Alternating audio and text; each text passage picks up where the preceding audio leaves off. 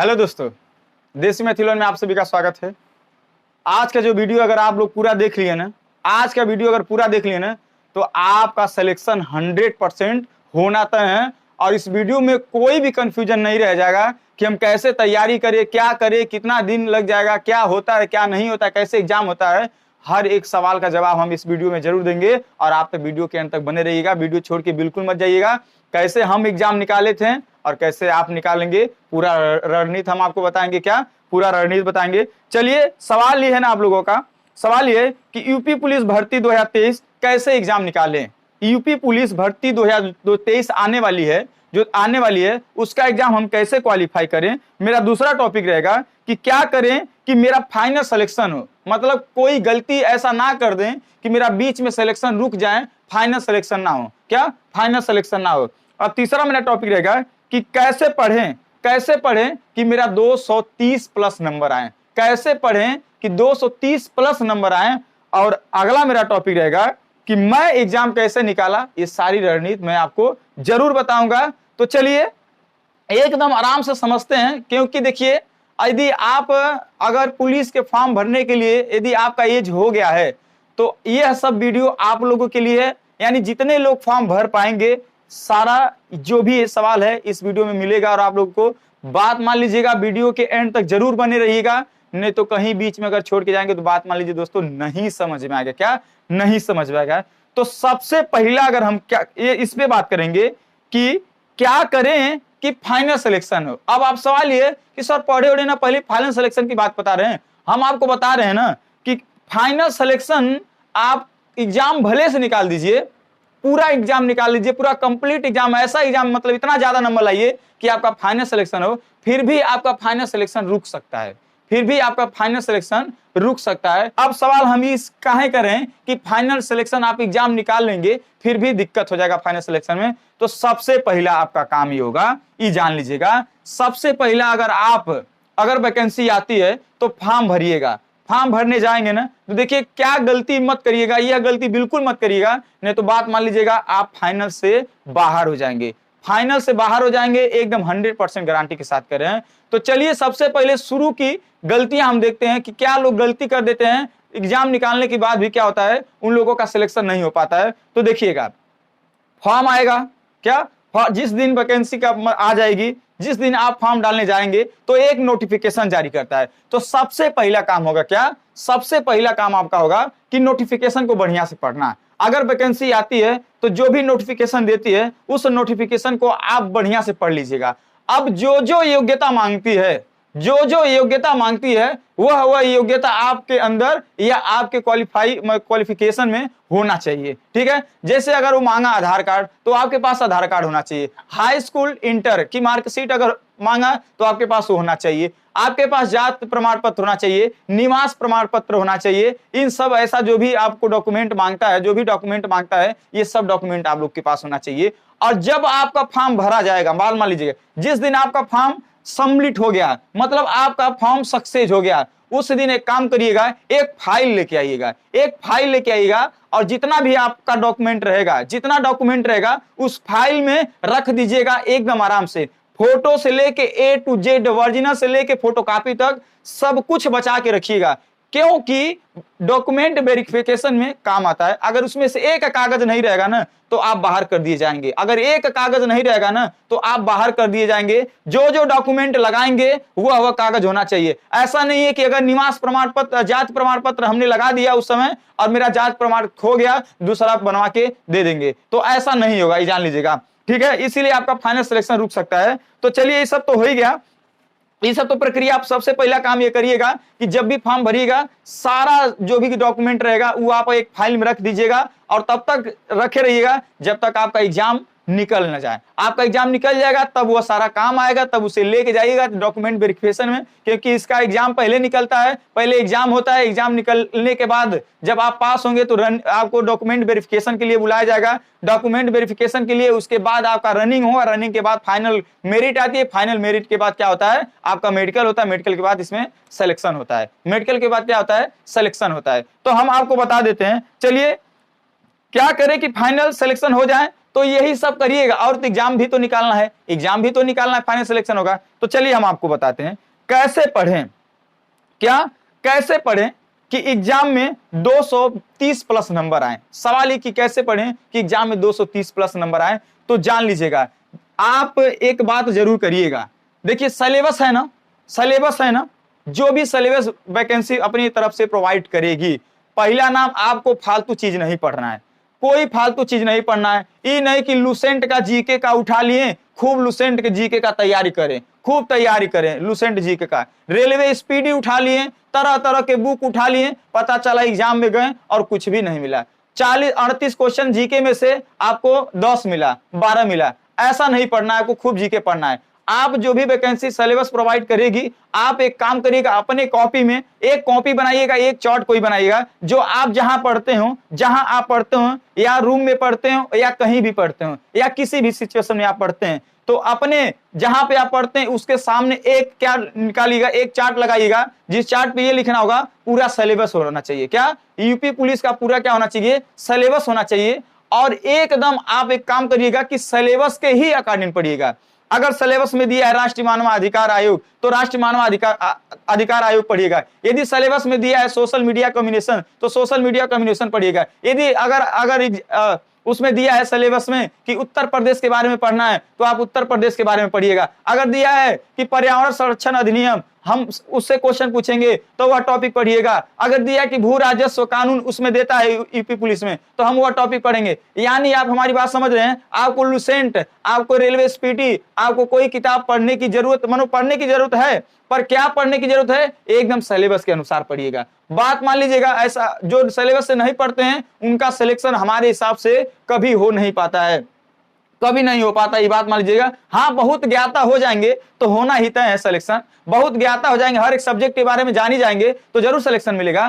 पर यदि आपको 3 महीने के अंदर अगर तैयारी करनी है, तो एकदम सिलेबस अपने आगे लिख दीजिएगा और एक एक टॉपिक। अगर आप मान लीजिए जैसे आप हिंदी पढ़ना चाहते हैं, शुरू हिंदी करना चाहते हैं, ठीक है, हिंदी शुरू करना चाहते हैं, या गणित आप शुरू करना चाहते हैं, ठीक है, कोई भी अगर आप हिंदी शुरू करना चाहते हैं तो सीधे लिख लीजिएगा, एक एक टॉपिक लिखिएगा, वर्णमाला ऐसे ऐसे लिख दीजिएगा पूरा टॉपिक। वर्णमाला तत्सम तद्भव वर्तनी कार्य काल छंद अलंकार संधि, ठीक है, संज्ञा अव्यय क्रिया, स्त्रीलिंग पुल्लिंग एकवचन बहुवचन परिवाची, ठीक है, जो भी आता है ना सब, मतलब जो भी परिवाची होना चाहिए, A to Z टॉपिक आप लिख लीजिएगा। और एक एक टॉपिक जब आप पढ़िएगा ना, एक एक टॉपिक, तो उसे एकदम गुड कर लीजिएगा कि आज हमने वर्णमाला पढ़ा, आज हमने स्त्रीलिंग पढ़ा, आज हमने पुल्लिंग पढ़ा, आज हमने एकवचन पढ़ा, आज हमने बहुवचन पढ़ा, आज हमने संज्ञा पढ़ा, सर्वनाम पढ़ा, क्रिया पढ़ा, विशेषण पढ़ा, काल पढ़ा, संधि पढ़ा, छंद पढ़ा, अलंकार पढ़ा, रस पढ़ा,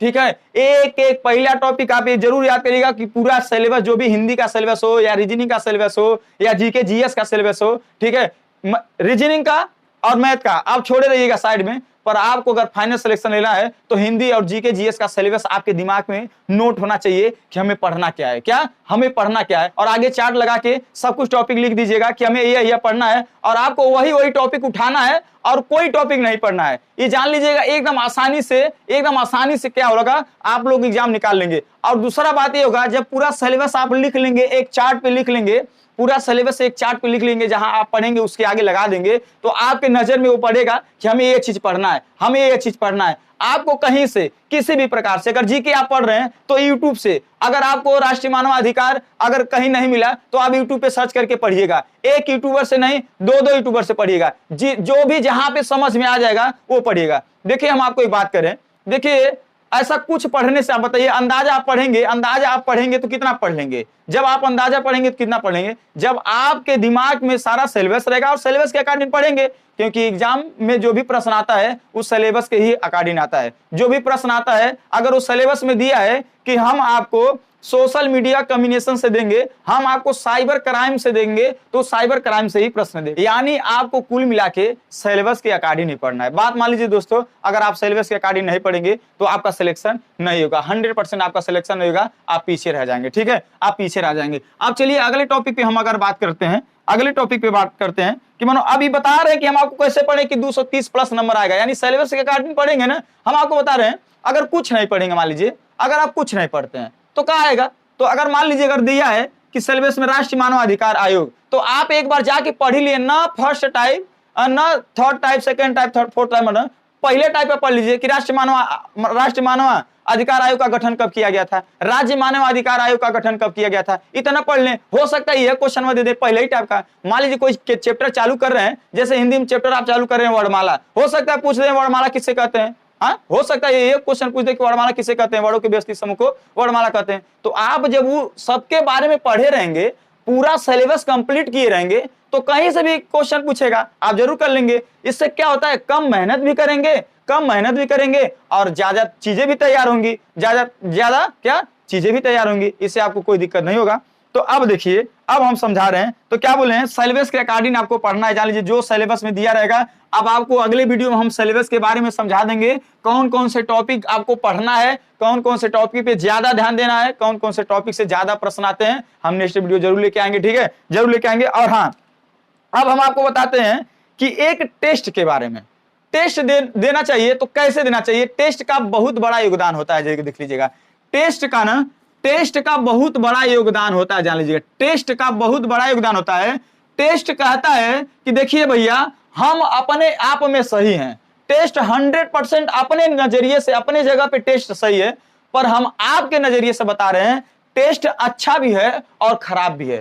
टेस्ट क्या है, अच्छा भी है और खराब भी है। अब आप कहेंगे टेस्ट अच्छा भी है खराब भी है, हमारे नजरिए मतलब देखिए हम आपको क्या बताते हैं। देखिएगा, टेस्ट देने से ज्यादा फायदा होता है और कभी कभी नुकसान भी हो जाता है। नुकसान कब होता है, फायदा कब होता है, हम आपको बताते हैं। देखिएगा, पहले हम फायदे की बात बताते हैं, फिर नुकसान की बात बताएंगे। देखिए एक बात करिए, जब भी आप टेस्ट दीजिएगा, जब भी आप टेस्ट चालू करिएगा पहले टेस्ट से, तो एक बात जरूर याद करिएगा कि हम इसलिए टेस्ट दे रहे हैं, कि हम जानकारी करने के लिए टेस्ट दे रहे हैं कि मुझे कितना आ रहा है।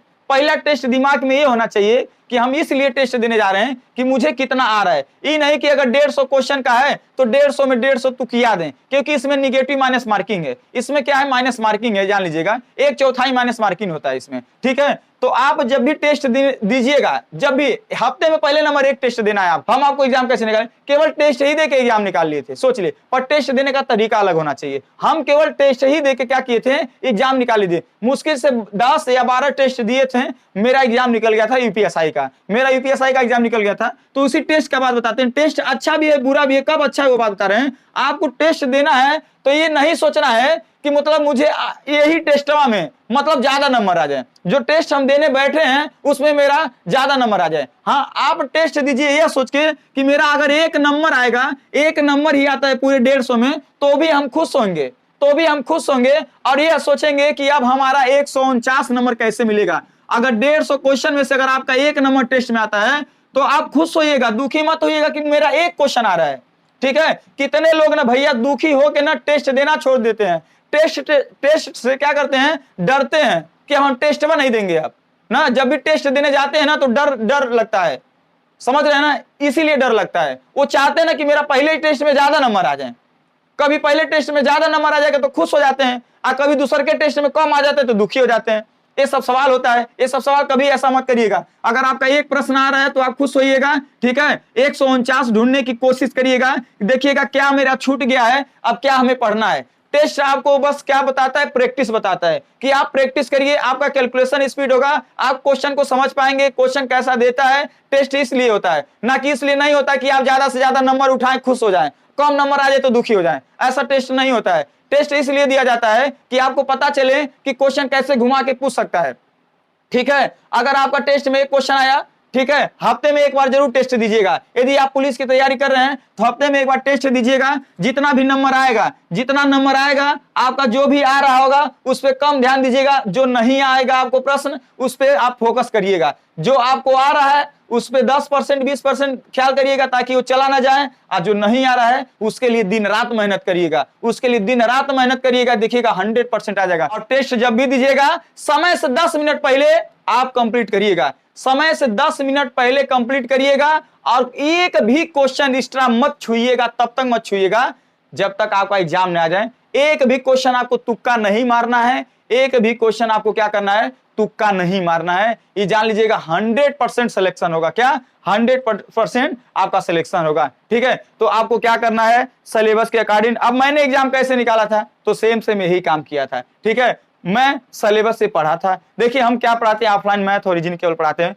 तो हम मैथ और रीजनिंग पढ़ाते हैं। तो बताइए हम जीके मतलब जीके जीएस पे ज्यादा फोकस नहीं करते थे, फिर भी हमने यूपीएसआई का एग्जाम निकाला। क्यों? क्योंकि हमने 1-1.5 महीने में यूपीएसआई का एग्जाम क्लियर किया, मतलब पढ़ा था। केवल यूपीएसआई के लिए कानून अलग से पढ़ लिया था, ठीक है। हम यूपीएसआई वालों के लिए स्पेशल वीडियो जरूर लेके आएंगे, ठीक है।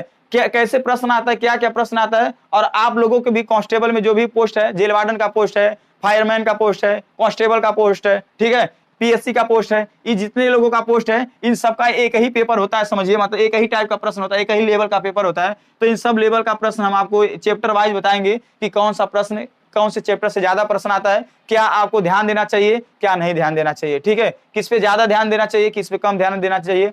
आप एकदम ईमानदारी से जैसे बोले हैं ना, आप अपने घर में एक चार्ट लगा दीजिएगा, उस चार्ट पे पूरा सिलेबस लिख दीजिएगा, सिलेबस के अकॉर्डिंग लिखिएगा, नोट अच्छे अच्छे से बना लीजिएगा, ताकि जितना भी कंप्लीट कर लीजिएगा। अगर आपको पूरा सिलेबस कंप्लीट हो गया तो हम वादा करते हैं अब कोई 230 प्लस से कोई रोकेगा नहीं, ठीक है, कोई रोकेगा नहीं। 100% आपका 230 प्लस नंबर आएगा यदि आप सिलेबस के अकॉर्डिंग पढ़ते हैं और ईमानदारी से पढ़ते हैं। टेस्ट दीजिएगा यह सोच के कि मेरा कम नंबर है या ज्यादा नंबर है, कोई दिक्कत नहीं, हम टेस्ट की तरह देंगे। हम ऐसा टेस्ट देंगे जैसे हम एग्जाम में बैठे हैं, ये नहीं कि कभी पेन उठा लें, कभी गूगल उठा लें, कभी वो उठा लें, कभी उससे पूछ लें, कभी इससे पूछ लें। नो, ऐसा कभी नहीं काम करना है। ईमानदारी से टेस्ट देना है, समय से पहले टेस्ट देना है। ज्यादा माइनस मार्किंग है तो कोई भी ऐसा एक प्रश्न नहीं होगा जो आप गलती करिएगा। जो आपको आता भी रहेगा, अगर जरा सा भी कंफ्यूजन होगा, आप उसे छोड़ के भाग जाइएगा, क्योंकि आप टेस्ट दे रहे हैं ना, एग्जाम में नहीं बैठे हैं। ये काम आप एग्जाम में कर। अगर आपको वीडियो अगर समझ में आएगा तो बात मान लीजिएगा, एग्जाम निकालने का सबसे बेस्ट तरीका यही है। और जो भी शुरू की बात बताएं, अपना A to Z जो भी डॉक्यूमेंट होगा वो सब आप लोग रखे रहिएगा, एक एक चीज, क्योंकि अगर आप एग्जाम निकालते हैं तो आपको वेरिफिकेशन में काम आएगा, ठीक है। चलिए दोस्तों, यदि वीडियो पसंद आया तो जरूर लाइक करिएगा, शेयर करिएगा, सब्सक्राइब करिएगा। तब तक के लिए नेक्स्ट वीडियो में मिलते हैं। जय हिंद, जय भारत।